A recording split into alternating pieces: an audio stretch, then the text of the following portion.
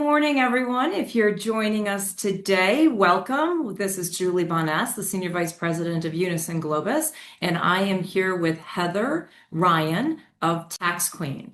I'm going to Hey, go and give us a couple minutes, Heather. We have about 73 people that are signed up for this, and I'm excited for them to continue to join. So as that number goes up, we'll get started in just about 30 seconds. So this is your time to have some more coffee or take a breath, whatever you need to do.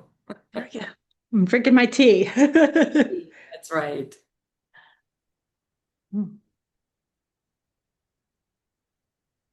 Very good. And yes, I love the flowers behind you. So where is that? Is that Arizona? Is that Nevada? Where It's New is that? Mexico. It's You were in New the right Mexico. area. I was. Yes. Yes, that's actually from COVID, a COVID picture. That was us getting outside. That's a live picture. That's not just a stock picture. You actually took that during one of your Correct. adventures. Very Yes. nice. Very Yes. nice. All right, let me go back and take a look. We have many people that are joining us, and I'm so delighted to have you here. So let's go ahead in respect of everyone's time, let's go ahead and get started. Today with me, everyone, I have Heather Ryan, and I very much have been looking forward to this. Heather has introduced me to a whole new way of life that I just didn't even know was out there. Many of you listening in that might have some fewer years on might be very familiar with this, but Heather Ryan is the CEO and the founder of her company, which is called Tax Queen. And Heather has been truly developing her lifestyle brand for years, in which she has moved her firm from starting her firm, successful firm, all while living a nomadic life. So Heather, I'd like to welcome you to the Unison Yeah. Globus webinar, and I'd like you to Thanks take for having me here. always our pleasure, and we're a chillaxing group, so welcome and enjoy. But I thought it would be great for our audience to hear a little bit about you, personally and professionally, how you started your journey as an EA, and how it has peaked very early, but also, giving us some insight of, we are really excited about hearing so many different journeys to success, and yours is very unique. So, what would you like Yeah. to share with us? Sure. So really the journey started in 2014. My mother-in-law was she was an EA and she did taxes and she had scaled back her practice and kind of thought she was just going to retire. And she saw me and I was doing bookkeeping for companies. So I was already in like kind of a numbers area. And she finally said, "Hey, Heather, would you like to be part of this? Whatever I have left, like you can have." So she actually worked with me a couple seasons, or I worked with her, I should say, and kind of shadowed her and learned the ropes. And after 2 seasons, she just said, "It's yours, Heather." And I maybe had 20 clients, 30 clients. It was very small at that point. Like I said, she'd really scaled back in preparation for retirement.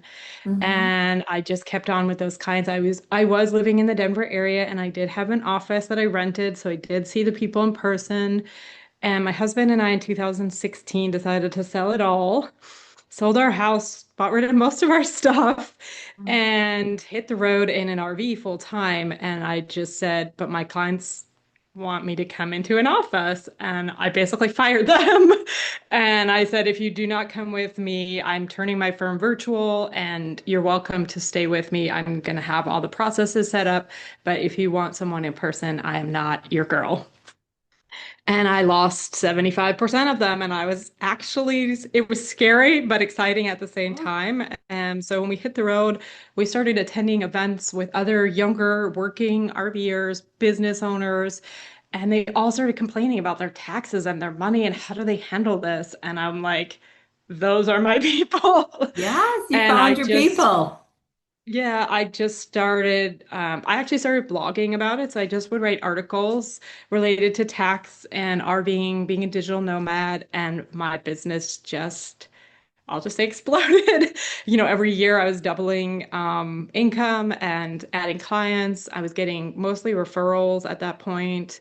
Um, and yeah, here I sit. That was 2016, so we're almost at the 10-year mark. Wow. And yeah. You are a testament to those that are waiting or holding off taking a risk. because they're so afraid of just what happened to your firm. You lost Mhm. 75% of your clients.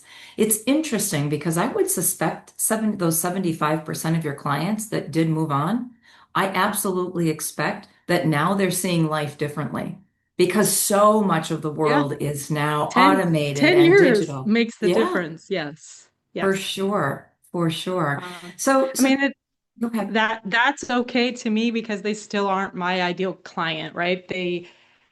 They're stationary. They have like a different person that I'm really marketing to and geared towards. So it's Mm-hmm. fine. Yeah, absolutely. And I think that's also the lesson to be learned for a lot of Yeah. firm owners is not everybody is your ideal client. And today, Yeah. more than any time, we are in a position where you can seek out that ideal client because there's so many Mhm. people that need help.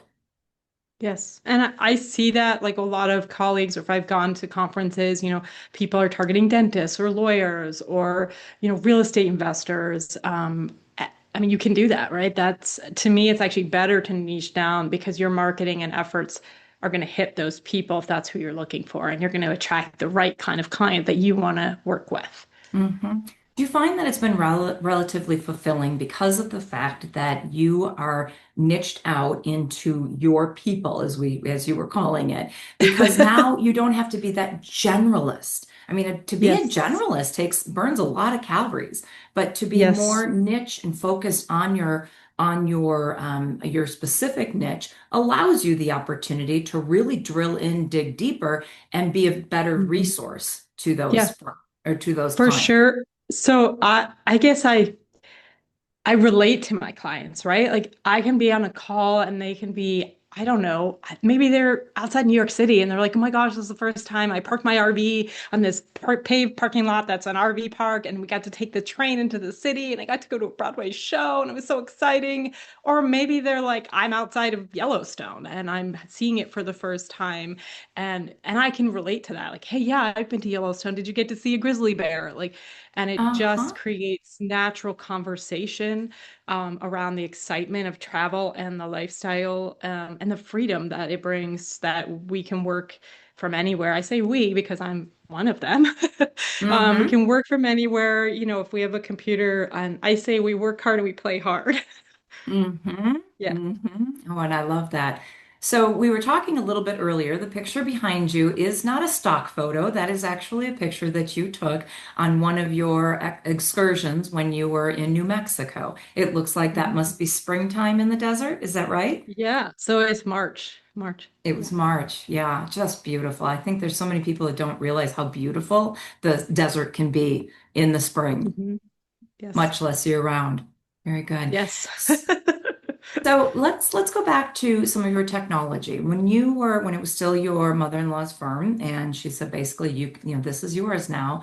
There was a transition that you must have gone through as it related to automation, digitization, Mhm. different tools, different softwares that were going to allow you to be more well prepared to serve your clientele on the road.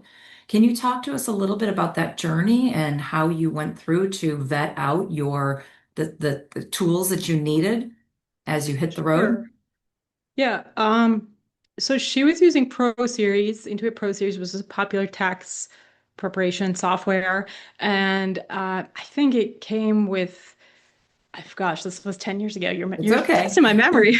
I think it came with, is it Smart Ball or something? One of those. It came with a portal. It was A kind of a portal. limited portal, but it came with one. And I have switched to TaxDome. I was probably one of the early adopters to TaxDome because I wanted an all-in-one place. So upload documents, sign things, legally sign them with that KBA, send invoices, and just have this. And it has an app, which my clients love. And it's because you don't have to take out your computer, right? You can still do things. Right? It has a messaging feature, and my clients really took to that, and it's all in one place. hmm And so that's really what I've been using, and that's what sticks in my head. I feel like I've been with them at least 5 years, if not maybe six. Um, so Very that's good. been a game changer for me. And if you don't or aren't familiar with TaxDome, I know a lot of firm users are using them. Or, I mean, Canopy and some of these other things are out there, and they're all kind of similar. And that they do have automation. So, like, if you send an engagement letter, you can automate. It moves to the next stage, and they get a tax organizer, or it gets assigned to someone in your firm. Hey, this person, uploaded all their documents, completed their organizer, it's ready to prepare. You can use it for bookkeeping. I mean, you can all of it. It's almost overwhelming because I do taxes. I don't do tech. But there are sources out there they will help you set up. And they have a lot of like templates and things you can grab to use and then just kind of tweak it to fit your firm and what the process looks like. But that's really helped me. I'm kind of a one woman show here. I do have some contract workers behind the scenes, but I'm really controlling everything. And if without that, there's no way I could serve all my clients, and things would fall. Yeah, they'd fall through the Absolutely. cracks. Yeah. Yeah. Boy, that was quite an endorsement for TaxDome. And I want you to know that many of our clients use TaxDome Yeah. and are newer users. And it is because of that ease of use. In fact, I'm Good. talking to the CEO, and I think I'm going to share this video with him so he can see just how happy his Do clientele I is. pay for that? No, just kidding. I mean, that's why I say I know like Canopy is out there that is I think getting close There are to lots of tools. TaxStone. There's some other at is it Atom ATOM? Like there's other options. Don't get me wrong. There are I decided to plenty. use TaxStone. Yes, there are absolutely plenty different. And Unison Globus, obviously, our organization provides solutions for compliance work, whether it's tax preparation, whether it's audits, whether it's accounting work. We have a couple Yeah. different models, and we also have are completely agnostic. So we use a lot of different softwares, and it's Yeah. really kind of nice for our team when they're asked by their clients, like, "What's your experience been?" They can give a user experience. Let me tell Yeah. you what my user experience has been. Let me tell you about the setup. So it really is beneficial. Very good. Yeah. I mean, When there's you, lots of options. So just find yes. one that fits you, whether it's price point or whether it's the features they offer. I mean, yeah. Absolutely, absolutely. So going back into your journey, you and your husband, you get into your RV and you now are realizing that there's a whole that you found your people and you're out there and you're now starting to market a little bit and do some podcasts yourself and webinars. When you started working with this group of clientele, did you ever take another client outside of this clientele, or were you really just focusing it on this niche? That's a good question. I'm like, I don't really.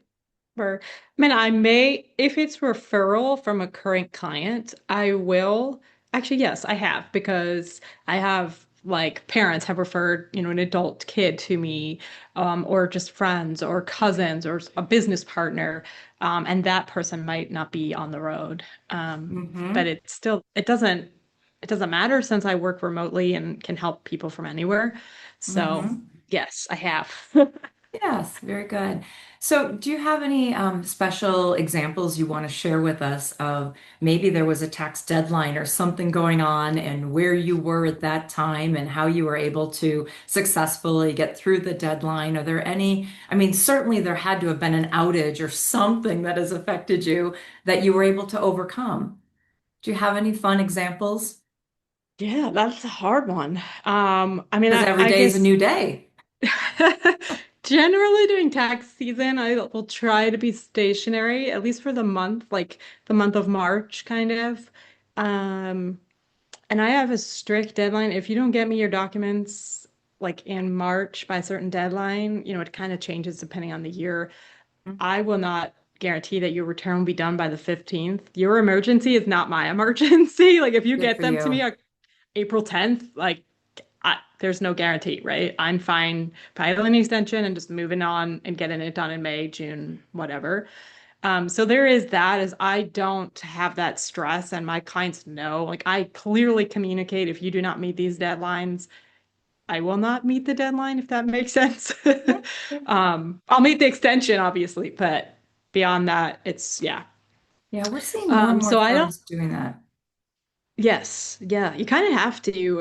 If you don't set guidelines, right? Like we're in control to me of our clients. Like if I don't set guidelines, they don't know what to adhere to. Like they need that. I feel like they do, but Mm-hmm. most of them, not all of Mm-hmm. them. Mm-hmm. Well, and So I yeah, think as that we far all do as in life. yeah, as emergencies. Okay, I know. Actually, one year I went to Mexico. The week of April 15th, I was in Mexico on the beach with some girlfriends. We went on like a girls' trip. And I do remember on April 15th, that morning, I was like, okay, ladies, I'm just gonna sit here with my computer for an hour or two. I will catch you on the beach. And they were like, I can't believe that's all you've done. Like, you haven't had to take out your laptop. And I was like, I just have one last check in with anyone who hasn't signed by now. And if they have, I'll file it. And if they haven't, I'll just file the extension and send them a message and I'm done. Like, what else can I do, right? So there's that. I guess it wasn't a problem. You know, that's a great story. We have another firm that every September 15th, he makes sure that he's on the golf course. And what you just shared with me, it gives me a pause to say, oh my, you were taking a girls' week trip the week of the deadline. Mhm. That's pretty pronounced. And I'm sure for many of our listeners today, they can't imagine because they're Mhm. still so heads down in what can feel like chaos. I don't want to call anybody's business chaos, but we all know that there's Yeah, peaks and valleys, and that certainly can sure. be. Did you And ever that's think, oh, I'm sorry, to go ahead. me just setting up like processes and knowing, okay, everybody, if you haven't met this deadline, then I'm not going to give up what I want to do in my life and to meet the April 15th deadline because you were 2 weeks late and getting me documents, or you haven't Hmm. responded to questions. Maybe you got me the documents, but you haven't answered the questions that have been sitting there for 2 weeks.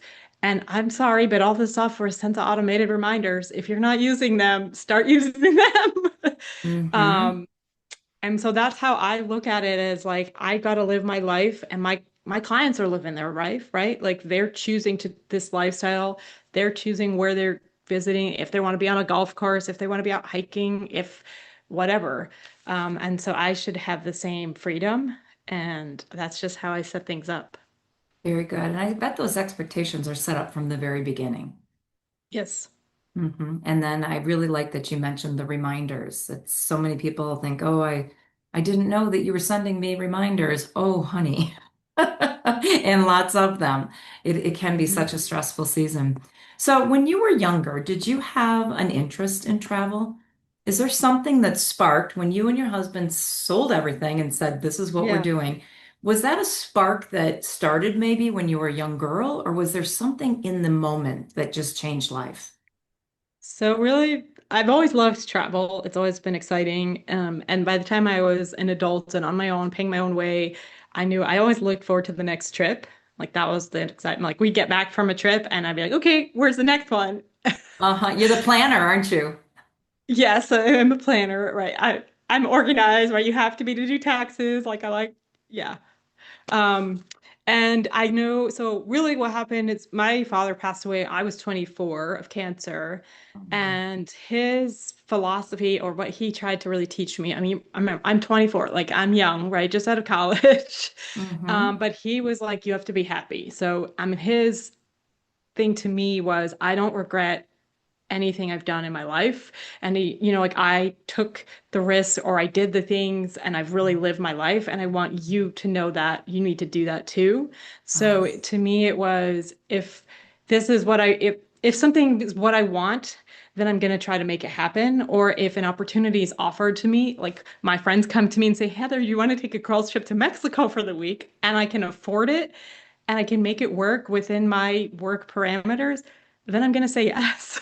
Mm-hmm. And not only that, so just maybe a year or two before we hit the road, my husband's aunt died of ALS Oh added, boy. before retirement in her 50s.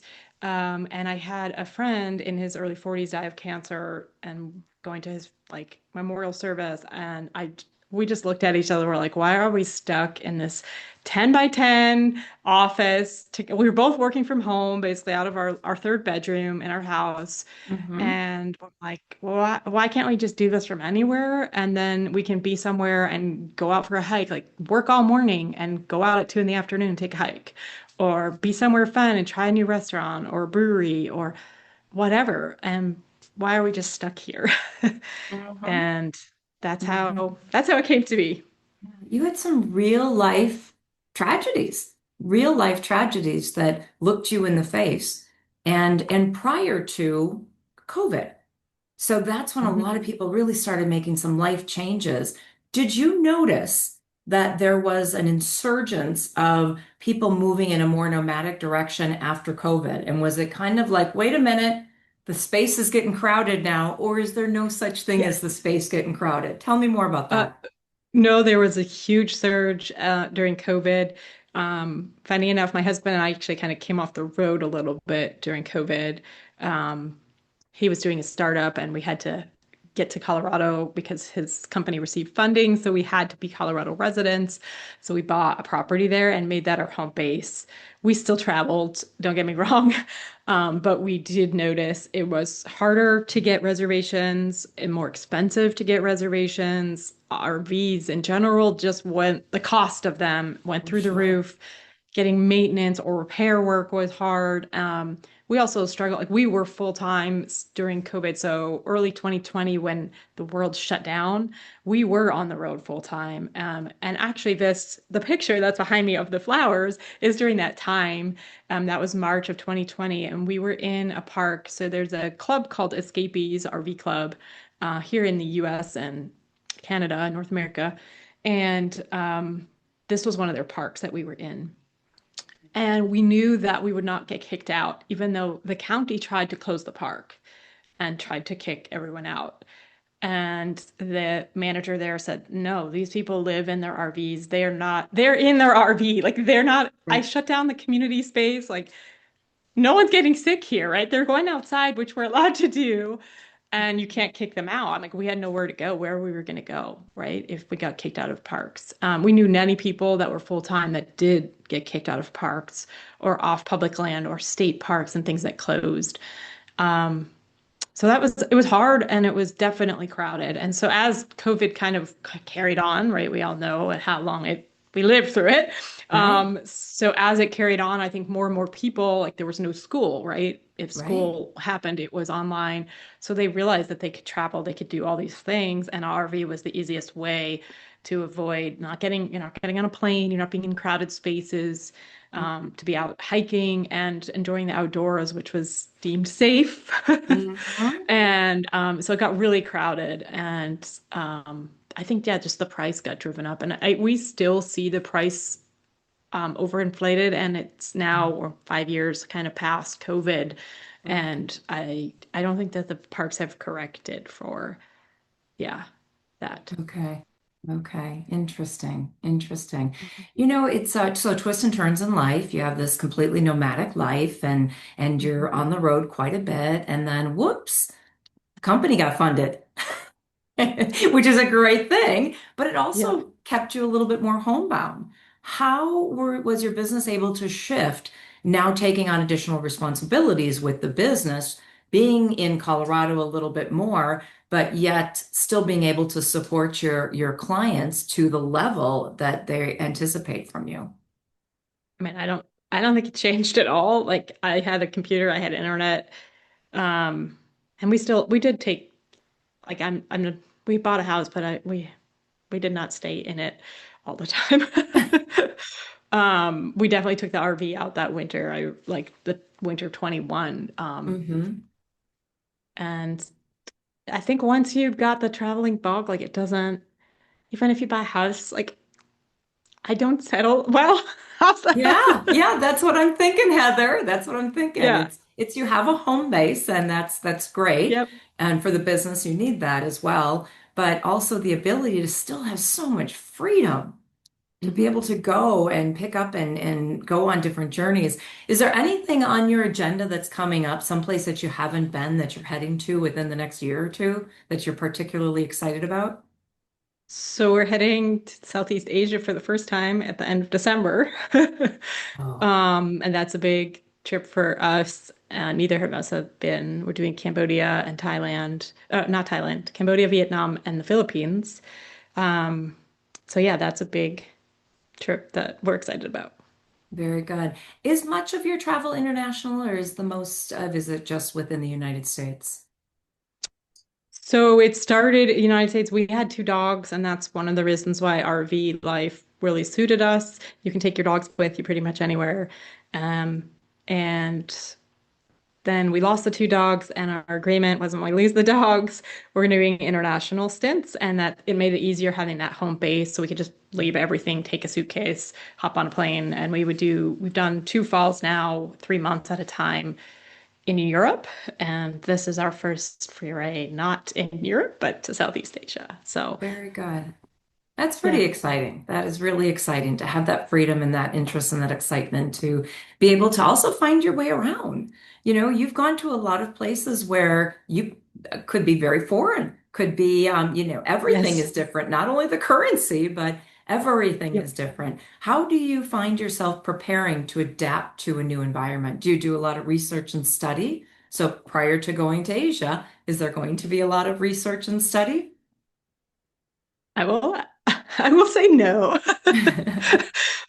Some of that I think that's what I enjoy about travel is the excitement. Some of it can be stressful, I'm not gonna lie. The first few days, that adjustment, the food is different, like everything, right? The heat, Yeah. if Southeast Asia is gonna be hot and humid, I don't doubt that. Mhm. And so there is an adjustment, but I think I kind of thrive on it. Like I need a little bit of change. I like to try new foods, see new cultures, and see how they live. I mean, we literally will just go sit in a coffee shop, and, like people watch. Like I'm not Oh, out to yes. just go do all the tourist sites, right? And there's a balance, and especially like we've done 3 months at a time when we've been in Europe, we've rented Airbnbs or long-term rentals Hmm. so that, okay, we could work. And so normally, because of the time change, we would get up and have fun. And then at 2 or 3, I would clock in to work because that coincides with the US time zone. And that's Sure. where most of my clients, even if they're not in the US, it's like US based, right?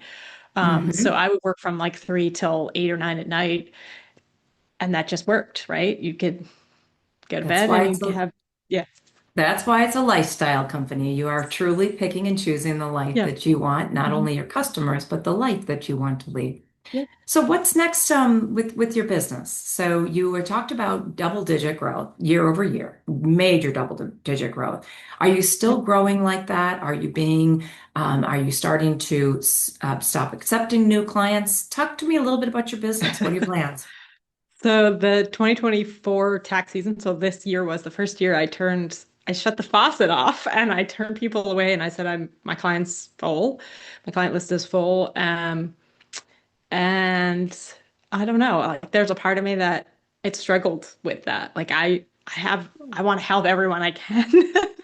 And Sure. maybe that's not always the best thing, but I knew that I had limited resources. So I'm actually working right now with a business coach to bring on some team members and not have to close my list for the 2025 tax season, and Terrific. just streamline things even more. He's kind of made me realize like I set my tech up however, I feel like it's old now, right? And because Right. I tech is just understand. changing so quickly. Um, and so we're just kind of trying to streamline some of that. And yeah, we're working on bringing on some help so I don't have to close my list. I know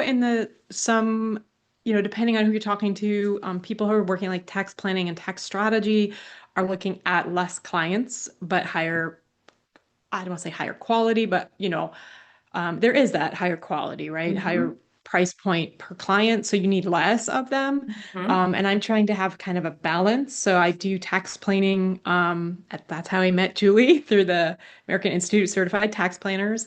But I do just tax prep as well. And so I'm trying to have that balance so that I can help the small business owners because people that are traveling, they're hitting 100,000, maybe $200,000 of income, and they still need someone to guide them. Right. So they don't necessarily need a ton of tax planning, although you all know there's strategies to help even them, right, save on taxes. But I'm also serving so maybe a little more higher like income earners, business startups that are working on sales, things like that, just alleviating. So doing tax planning around that.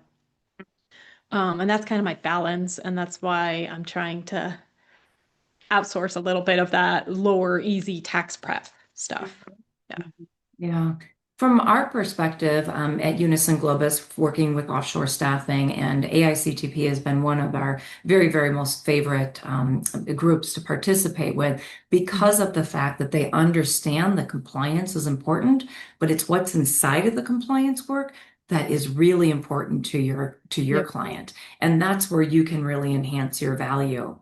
Mhm. And as a result, there's a lot of members there that, because they understand compliance is important, but not necessarily important for me to do it, they've worked with us to with a lot of different options to be able to find the resources, find the help, or just having a pod to do the tax preparation, and all in Mhm. an effort to evaluate or elevate the outcome. So when Yep. I talk about offshore staffing, I talk about Unison Globus and offshore staffing 2.0. Because when you think about offshore staffing and it originally started, it was a cost-cutting measure. Yeah, we've got a challenge in the Yep. United States with talent and not enough, but it was also a cost-cutting measure. And now it is really more a strategic endeavor. And I love to Yes. see when firms are focusing in on what's so relevant to the client base. And that's we're all creatures of tell me about me. How can you help me? And that's what the tax planning, the wealth advisory, the management, is able to Mhm. do. So I'm glad to hear Yeah. that you're really blossoming in that realm as well. Yeah, I found a lot of my clients, like even the lower income earners, as they have a business, they're new to being a business owner. So they really appreciate I have like a monthly package, and I call it tax maintenance, but it incorporates a little bit of tax planning in there. But it gives them that opening that we do quarterly meetings so they can ask questions. They can send me a message. TaxDome has that messaging feature, so they really like that. It's secure, so they can talk about numbers or, Mm-hmm. share business details. And they just really like that as new business owners. So again, they're not that high. I'm not going to be charging them high, $2,000 a month. They can't afford that. But even just at $500 or $300, they still really appreciate, and I'm still getting that year-round revenue, recurring monthly, um, and they like it. They've really responded well to it. So, Let's talk about that. Let's talk about recurring revenue. Let's talk about price points. As you know, not price points, but pricing altogether. Many, many firms are stuck with the hourly, with how many hours did I put into this? And those firms that are really thriving today have moved into the value-based or the subscription-based type of fixed yes. pricing, specifically subscription. Tell us about your journey moving from an hourly, which I'm assuming your mother-in-law did, and if that's not right, that's not right, but to Yeah. moving into So, a subscription. so my mother-in-law did not do hourly. She had flat fee even back then. Wow, good for She her, just charged, progressive. she just charged for really the complexity. So if it was a Schedule C or a Schedule E, right, they were charged more than just your regular 1040 W-2. And yeah, I just kept that. I had increased her pricing. Yeah, she was a home-based business, right? She didn't charge Hmm. a ton. She Yes, she didn't. acknowledged that. Uh-huh. Um, but I increased my pricing, especially the more people I got that said yes, my pricing just went up as okay, I got 10 people that said yes on that. Okay, I can make the next jump. So I Hmm. have flat fee pricing, and for the most part, I don't feel like they've really abused it or I've gone out of scope on things. Maybe there's one or two clients a year that just was like, whoa, this is taking way longer than I thought. But I have other clients that don't take that much time. And so it kind of evens itself out Hmm. if Hmm. you look at the grand scheme of it. And a lot of times the first year, so that's why I do limit how many people will come on in a year because that first year working with a client is much more energy put into it. Sure. You're learning their situation, they're learning your process. You might have a lot more questions for them because they're not giving you the numbers you might need. So it just takes a little more hand holding. That's what I call it. Hmm. Hmm. And so that I recognize that, and that's why I will limit how many can come on in a year, just because I know that those clients will take more effort. But still, like once you get past that first year and you know each other, and especially if they come on a monthly subscription, you get past that first few months of onboarding them and learning their situation. it's just much, Hmm. it's smooth sailing. That's what I say. There you go. I like that. And I would also suspect that it provides a reason to connect. And sometimes, especially when you're dealing with compliance work, it's not a one and done. It should be an Mhm. ongoing discussion. I feel for all Yes. of those accountants out there that big surprise, it's tax season, and guess what? I sold a house, I bought something, I've got Yes. another child, whatever it might be, and it's a Hmm. surprise rather than having the opportunity to plan year round. Yes. So, and that's exactly what they like. They like that quarterly meeting. They're like, "Hey, these things happened in the past few months. Help!" Or Hmm. we're gonna sell our house. We're ready to do this. We're gonna move to Spain. Whatever it is. Or we had Hmm. another kid this year. I mean, all kinds of things. Keeping up with those estimated tax payments is really huge, and just some basic tax planning, like that low-hanging fruit that we all know about, like retirement contributions. Should I be an S corp? Is this the year to switch? And all those things, right? We discuss that throughout the year. So by the time we come in March and I file their return, my goal is they don't owe more than $1,000 and they don't get back more than $1,000. Like I give that range. Yeah, And so if they're like, woohoo, I only owe $500, right? We planned really well for that year and they're really happy. love that. Love that. So, looking back at your life, looking back at your career and the success that you've had and the path that you took, would you do anything different? I don't know. I mean, I think my life's been pretty I good. think so too. I think So so maybe too. Do you not. wish you would have done it earlier? Yeah. No, because I feel like the path that it led me here is what helped me to be successful and to do things Hmm. better. Hmm. Um, yeah, so probably not. Yeah. Very good. Love that answer. Absolutely love Yeah. that. Too many of us are regretting things we did or did not do, and I'm really pleased to hear somebody that says, "No, I think that, my life and my path and my lessons along the way led me to where I am today." Yeah. Okay, I think let's that's the lifestyle. We're accepting what is handed, like what this chapter is to me. And that's like the mindset of a traveler. And that also when things go wrong, right? We just have to accept it and pivot or fix it somehow and move on. Like you can't just stress over it. very good. Absolutely. Do you mentor many younger individuals that want to get into the profession? Not necessarily the nomadic way. We'll get there in a minute, but do you mentor Sure. many that want to get into the profession?